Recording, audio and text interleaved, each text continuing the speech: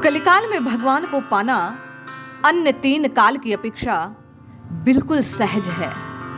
हमारे महात्माओं ने, संतों ने अपनी वाणियों में भगवान को पाने के लिए कलिकाल में 4 साधन सुलभ बतलाए: नाम, रूप, लीला और धाम। नाम के विषय में कोई नियम नहीं। आप भाए कुभाए अनख आलस हूं, जैसे भी श्रीहरि के नाम को लेते हैं आप प्रभु प्राप्ति के लिए प्रयासरत हो जाते हैं, आपको सफलता मिलनी प्रारंभ हो जाती है। लेकिन रूप, लीला और धाम का सेवन करते समय आपको ध्यान रखना पड़ता है कि कैसे रहा जाए, कैसे लीला का श्रवण किया जाए, कैसे लीला का गान किया जाए, भगवान के किस स्वरूप को कैसे ध्याया जाए, चित्त में उनकी किस प्रकार स्मृति होनी चाहिए। इसी विषय में श्री धुरदास जी ने अपनी 42 लीला के अंतर्गत श्री वृंदावन सत लीला में वृंदावन में कैसे रहना चाहिए, कौन से नियमों का पालन करना चाहिए। यदि आप प्रियाजू के यहाँ अपने आप को उनका होकर, उनका बनकर अपने जीवन को सार्थक करना चाहते हैं तो वृंदावन में किस प्रकार समय व्यतीत करना चाहिए। श्री धुरदास ने कृपा कर हमें वह पंथ बतलाया, वह नियम बतलाए कि वृंदावन में कैसे रहकर आप और मैं प्रियालाल का सानिध्य पा सकते हैं। आइए उसे श्रवण करते हैं और इन नियमों का पालन कर, इन बातों को हृदय में प्रतिष्ठित कर हम आप भी वास्तविक अधिकारी होते हैं प्रभु की कृपा के। उन्होंने कृपा करी, इसीलिए आप और मैं उन्हें पुकार पा रहे हैं। आगे की कृपा बनी रहे, इसके लिए प्रयास करना चाहिए। श्री धुरदास जी कहते हैं, वृंदावन एहि विधि बसे, तज के सब अभिमान, तृणते नीचो आपको, जाने सो ही जान। जो कोई भी अपने आप को तृण से भी अधिक तुच्छ जानकर समस्त अभिमान का त्याग करता है, फिर वृंदावन में निवास करता है, वही श्री वृंदावन के वास्तविक मर्म को जान पाते हैं। पूर्व के पुण्य से रह तो कोई भी सकता है, लेकिन समुचित लाभ उसी साधक को मिलता है जो श्री धुरदास जी की कही इन बातों को मानता है। वे लिखते हैं, कोमल चित सब सो मिले, कबहु न कठोर होय, निष्प्रेही निर्वेदता, ताको शत्रु न कोय। वृंदावन वास करने वाला उपासक सबसे विनम्र भाव से मिले, कभी अपने में कठोरता ना लावे। जो व्यक्ति इच्छा रहित, वेर भाव से रहित, जिसका कोई शत्रु नहीं, दूजे तीजे जो जुरे, साक पत्र कछुआए, ताही सो संतोष करे, रहे अधिक सुख पाए। वृंदावन वास करने वाले को चाहिए कि उसे दूसरे तीसरे दिन अनायास साग पत्र आदि जो कुछ प्राप्त हो जाए उसी से अपना निर्वाह कर ले, मन में सुख संतोष को धारण करे। देह स्वाद छुट जाए सब, कछु होई छीन शरीर, प्रेम रंग उर में बढ़े, बिहरे जमुना तीर। देह के सुख स्वाद सबको त्याग देना चाहिए साधक को। शरीर यदि कुछ दुर्लभ भी हो जाए तो इसकी चिंता नहीं करनी चाहिए। प्रेम से, आनंद से यमुना के तट पर विचरण करना चाहिए। श्री धुरदास जी कहते हैं, जुगल रूप की छलक उर, नैनन रह छलकाय, ऐसे सुख के रंग में राख ही मन ही रंगाए। अपने उपास्य के, अपने प्रभु के, अपने श्यामा श्याम के युगल स्वरूप की झलक सदैव उपासक के हृदय में, नेत्रों में समाई रहनी चाहिए। इस प्रकार आनंद रंग में मन को डुबो कर रखना चाहिए। प्रिया प्रीतम के नाम की पुकार लगाती रहना चाहिए। आवे छव की छलक उर, छलके नैनन वार, चिंतत श्यामल गोर का, सकह न तन ही संभार। हृदय में श्याम छवि, युगल छवि की झलक निरंतर छानी चाहिए। नेत्रों से उनका दर्शन होना चाहिए। देह का अनुसंधान भी ना रहे। केवल और केवल रसिक साधक अपने श्यामा श्याम की प्रीति को उर्मे दिन दिन और बढ़ाता रहे।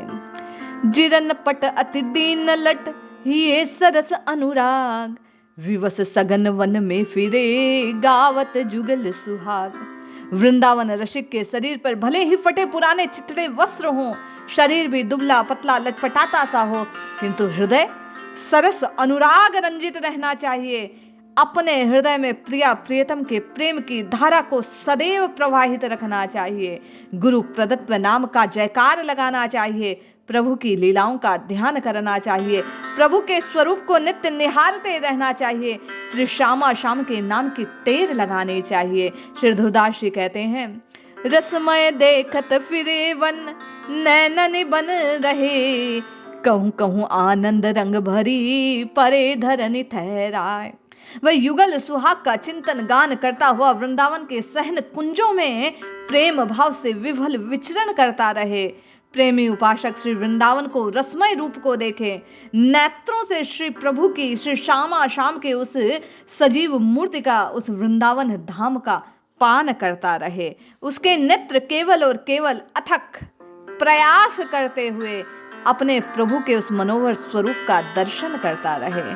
ऐसी गति है कबहू मुख निकसत नहीं बैन, देखी देखी वृंदा विपिन भरी भरी डारे नैन।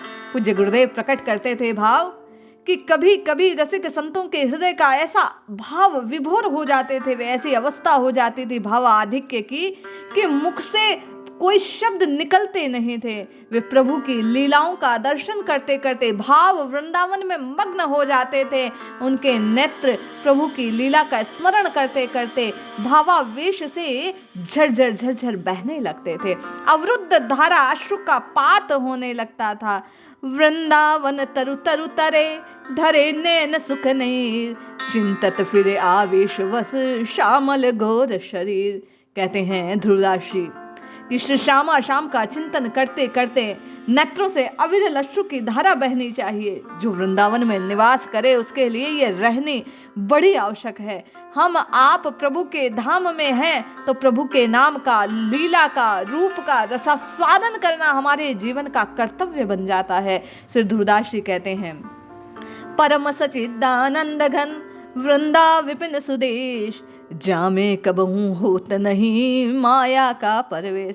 ये अति सुंदर वृंदावन है। ये परम सच्चिदानंद स्वरूप ही है। ये श्यामा श्याम से पृथक है ऐसा मानना भी अपराध है। यहाँ कभी माया का, काल का प्रवेश नहीं हो सकता।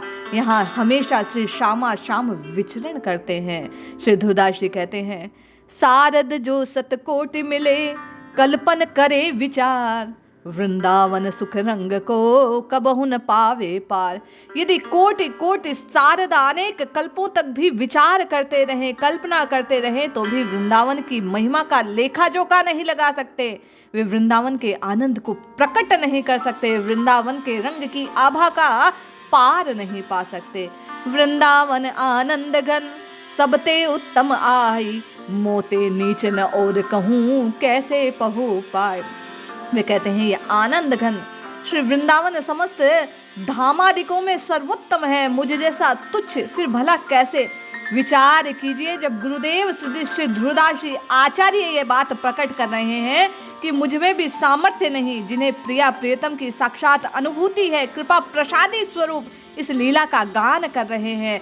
आपने श्रवण किया होगा गुरुदेव के मुख से कि जब श्री श्यामा श्याम की, श्री राधिका किशोरी की कृपा भई, दोनों अपने चरण कमल उनके मस्तक पर पधराए, तब उनके भीतर ये लीला प्रकाशित हुई और फिर धुरदास जी ने उसे प्रकट किया। इतबोना आकाश फल चाहत है मन माय, ताको एक कृपा बिना और जतन कछुनाय। श्री धुरदास जी कहते हैं, मेरे जैसा लघुकाय व्यक्ति अपने मन में आकाशों परिफल की इच्छा करता है, अर्थात मेरे भाग्य में ये सब प्राप्त हो जाना बड़ी भारी महिमा है प्रभु कृपा की। मैं योग्य नहीं, किंतु फिर भी निश्चित है कि कृपा के, श्री राधा रानी की कृपा के बिना ये सब असंभव था। उन्होंने ही कृपा करी हर जीव को जिसे वृंदावन वास मिलता है। श्री धुरदास जी कहते हैं, अपने भीतर ये जानना चाहिए, मानना चाहिए, इसे स्वीकार करना चाहिए कि मेरे पुण्य इतने बड़े नहीं, श्री श्यामा श्याम की कृपा है कि मुझे इस धाम में रहने का सौभाग्य मिल रहा है, मुझे इस धाम में आने का सौभाग्य मिल रहा है। सब कोई की ये कर्तव्य बन जाती है। श्री धुरदास जी कहते हैं कि जिस किसी को धाम में रहने का, आने का, जाने का कोई सुअवसर हाथ लग जाए, उसे श्री हरि की, श्री गोविंद की, श्री श्यामा श्याम की कृपा दृष्टि का, अपने भीतर होने का, अपने ऊपर होने का यह भाव लाना चाहिए। उन्हें बारंबार श्री हरि के चरणों में, श्री राधा गोविंद के चरणों में, श्री श्यामा श्याम के चरणों में प्रणाम निवेदित करना चाहिए और अपने भाग्य की सराहना करनी चाहिए। वे लिखते हैं, कुंवर किशोरी नाम सो उपजो दृढ़ विश्वास, करुणा निधि मृदु चित्त अति, ताते बढ़ी जिए आस। मेरे हृदय में कुंवरी किशोरी श्री राधा नाम की दृढ़ विश्वास से ये भाव प्रकट हो रहा है कि वे करुणा निधि हैं, अत्यंत कोमल चित्त वाली हैं। ऐसा जानकर ही मेरे हृदय में ये भाव बढ़ गया, ये आशा बढ़ गई, मुझ में ये बात आ गई कि मुझे वृंदावन का वास मिल चला है। जिस किसी को वृंदावन वास मिला है उसके हृदय में ये भाव होना चाहिए कि राधा रानी ने कृपा करी, इसलिए हम आप वृंदावन में रह पा रहे हैं। जिनको वृंदा विपिन है कृपाते नहीं की होय, वृंदावन में तबही तो रह न पाई सोय।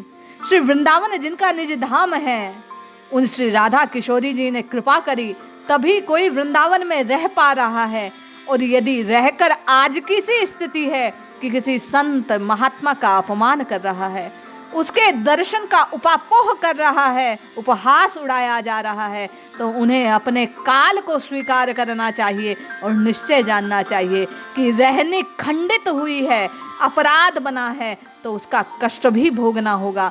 हम आप जिस किसी को श्री राधा किशोरी की कृपा से वृंदावन का आवास मिल जाए, उन्हें ध्रुवदास जी के कहे इन सब नियमों का पालन करना चाहिए। अपने को तृण से भी नीचा मान, तृण से भी अल्प मान। श्री किशोरी जी की कृपा से वास मिला, इस बात को पल पल हृदय में धारण करते हुए संत महात्माओं की कृपा प्रसादी को स्वीकार करना चाहिए, उनका सम्मान करना चाहिए, क्योंकि मोते अधिक संत का लेखा, ये स्वयं प्रभु कहते हैं।